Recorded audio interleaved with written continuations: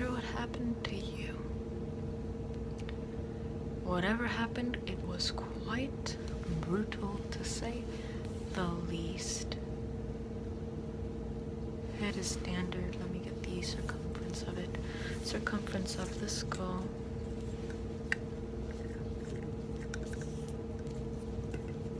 There we go. Poor guy. His skull is no longer a circle or circular. It's what's it called? Concave or convex? Basically, your skull is really indented. Really dented. Really indented. Really dented. Dented. Dented. Dented. Yeah, dented. Indented. Yeah. Dented. Now, for your neck. I'm trying to get the circumference of that, even though, I gotta avoid the slit part. You're gonna get blood on my measuring tape. No, no, stop. Okay, there we go. There we go. Okay. Okay. It is so hard to measure a neck that has been hacked halfway through. The struggle is so real. Okay, there we go. I think I'm getting it now. I was getting it. Okay, there we go. Okay. And then, let's see. The distance between your shoulders. The only thing that's kind of left intact, I guess.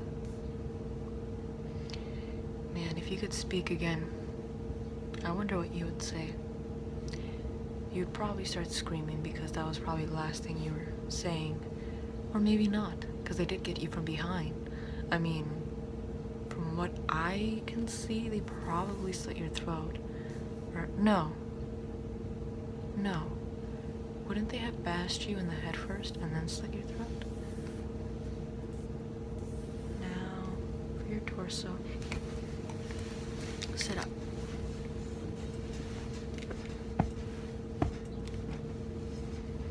Just stay there. Stay there. There. Okay. Gotta measure your torso. The length of it. You know, there's days where being a coffin maker is so much easier, and these are one of those days. Because on top, like, whoever killed you really didn't like you, because to have cut your legs off, or like your entire waist down, I mean, who does that? But at the same time, that makes my job easier, so I'm not gonna be complaining at all. So, let me see. Oh, it's so difficult having to balance. There we go. There we go. Now, it's time to measure this part out.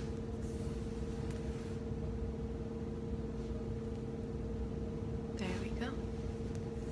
And then across your chest. There we go. Across your chest. Cross your chest and hope to die. There we go. And then the other side, considering how, I don't know if you had scoliosis, and obviously I'll never find out unless I cut you open, but I think whoever killed you did that enough.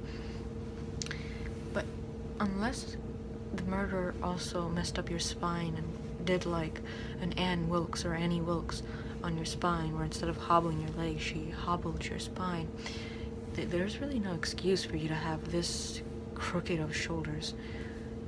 Just sit up. There we go. Just gonna need you to sit up like that.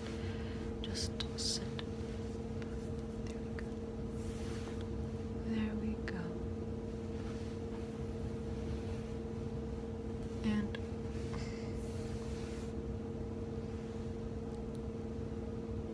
okay.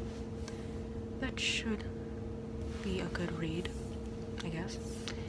And then there's so many bits and parts that there's like, but it's just they're all like they're missing.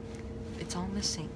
I mean, if I were to speculate, he or she or whoever killed you or it, in case it was like some sort of like half crocodile, half human, sort of whatever.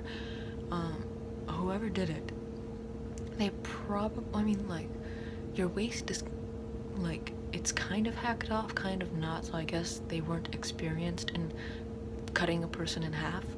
But so they're probably not a magician, but or maybe they are, but like one of those really crappy ones, the ones that obviously, well, I mean, they all fake it though. It's not like we got Harry Potter over there doing magic tricks. Like, we've got some random Harry Houdini, like, tricking people into believing that he's some sort of Harry Potter. And it's like, no, how about you learn your place? Which he did, hence why he died. But let me see. There we go. Oh yeah, what was I saying? Oh yeah, my speculation is that they bashed you in the head, then slit your throat, maybe just to kill you off a little faster, perhaps, because they regretted it. And then I guess they were going to dispose of your body by hacking it into little pieces and then putting it in acid, like in an acid bath or something like that. But then they ended up getting bored or lazy, and they just decided to just dump your torso here, where I can build a nice small coffin and not have to use so much wood. But because you are still a grown adult, there we go, I'll still charge just as much for a grown adult coffin. It's just going to be much smaller, so it's going to save me money but stay the same price.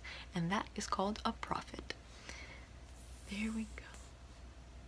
Okay, and then once more I'm just going to be measuring your face just to see if I need to make any accommodations for the how, like, wide or how deep or how superficial or whatever I need to make the coffin, so that way it's not going to get any blood on it, like the fabric and stuff like that. Although who would care, because you're dead. Like, no one's gonna bury you up. Look at the, like, bury you up, unnail the coffin, open it up, and then look at the fabric within the coffin and be like, oh my god, how is it that this guy has not cleaned this, like, fabric? Like, they need some tide, like, what's going on? You know, like, they're just gonna let it go because it's a coffin for a dead person. Like, who's gonna care if there's a stain in it? But then again, I want to make sure that there's no stain in it because that's my coffin, and I don't want you staining my coffin. So I'm just gonna make sure that your face is, though bludgeoned, still good in, and still common in, rather, measurement to every other face. Distance between the eyes, the nose, what was left of the mouth, and then, yeah, I think it's all set. All I need to do is just take the measurement around you. Okay, there we go. So upper torso is, there we go, and then waist, or whatever, top part of the waist, because here we go. And then your arms. I still need to measure your arms because it's longer than your waist now, so depending on how long your arms are is how long the coffin should be. Unless, of course, I would rest your arms on your body, but just in case you decide to move in your coffin, I'll make it long enough for your arms to be comfortable. There we go. And then here we go, and you're all set. There we go. So you're all set, and you're all set to get buried now, so that is great.